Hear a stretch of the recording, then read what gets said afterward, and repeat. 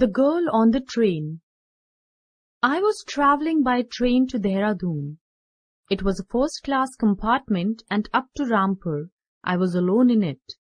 Then a girl got on. The couple seeing her off were probably her parents. They seemed very anxious about her comfort and safety.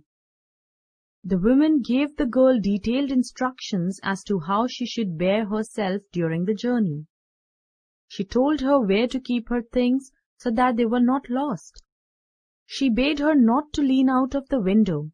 Particularly, she asked her to avoid speaking to strangers.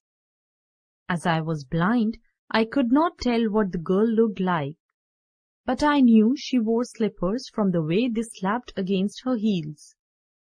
She laughed as she talked, and I liked the sound of her voice. "Are you going to Dehradun?" I asked her as the train pulled out of the station. I must have been sitting in a dark corner, because my voice startled her. She gave a little exclamation and said, "I didn't know anyone else was here in the compartment." "I too didn't see you at first," I said, "but I heard you come in." I wondered if I could be able to prevent the girl from discovering that I was blind. I thought to myself, if I keep to my seat, she won't perhaps know of it. "I'm getting down at Saharanpur," the girl said. "My aunt shall come to receive me at the station." "Where are you going?" "To Dehradun, and then to Mussoorie," I replied. "Oh, lucky you!" exclaimed the girl. "I wish I too were going to Mussoorie. I love the mountains, especially in October."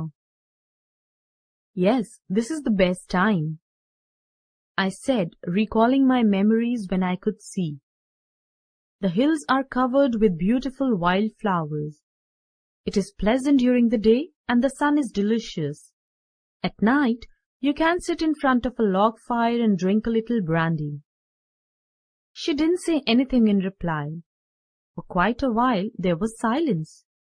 I wondered if my words had offended her. Perhaps she was thinking of me as a romantic fool. Then I made a mistake. "What is it like outside?" I asked. This question did not surprise her.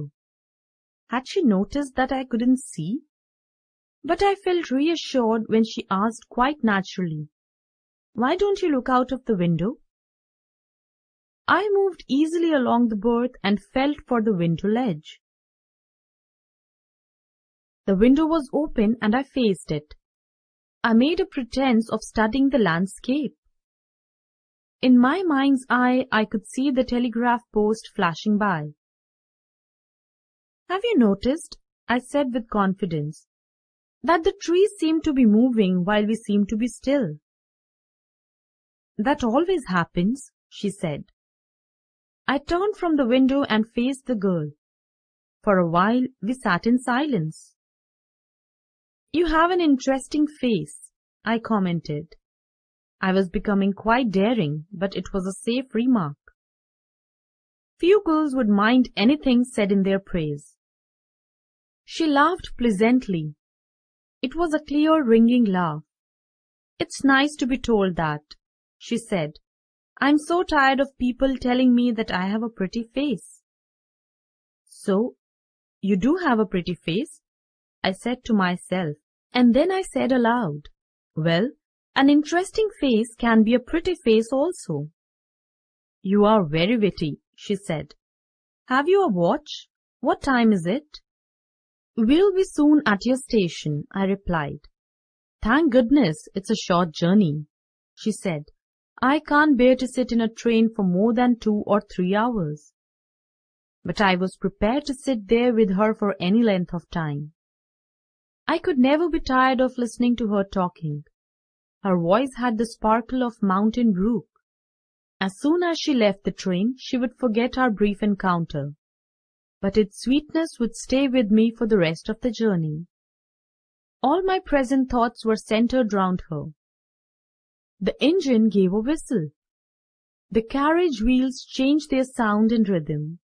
The girl got up to collect her things.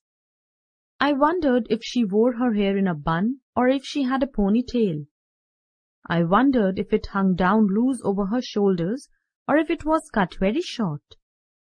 The train drew slowly into the station. Outside there was the shouting of porters and vendors. A high-pitched female voice was heard near the carriage door. It must have been the girl's aunt there. "Goodbye," said the girl. She was standing very close to me. She was so close that I could smell the perfume from her hair. I stood up from my seat. I wanted to raise my hand and touch her hair, but she moved away. Only the perfume still lingered where she had stood. There was some confusion in the doorway. A man who was getting into the compartment spoke some words in apology. Then the door banged shut and I turned to my berth. The guard blew his whistle and the train moved off. Slowly the train gathered speed. The wheels took up their song. The carriage groaned and shook. I found the window and sat in front of it.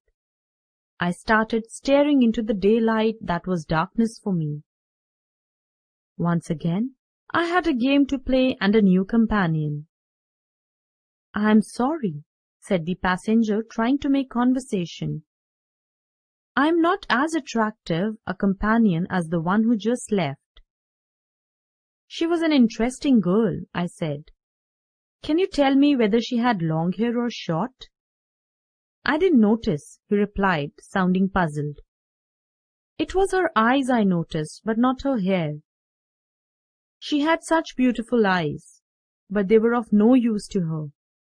She was completely blind. Didn't you notice?"